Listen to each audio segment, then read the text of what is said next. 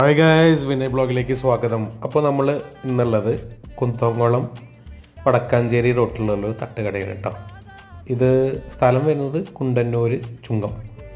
അപ്പോൾ നമ്മൾ ഓർഡർ ആക്കിയത് നല്ല കൊള്ളിയും മുട്ടയും. അപ്പോൾ ആദ്യം മുട്ടയുടെ ചിക്കി അതിലേക്ക് നല്ല കൊള്ളി ഇട്ടു. അതിൻ്റെ മുകളിലേക്ക് നല്ല ചാറ് വെച്ചു, ബീഫ് ചാറ് കേട്ടോ.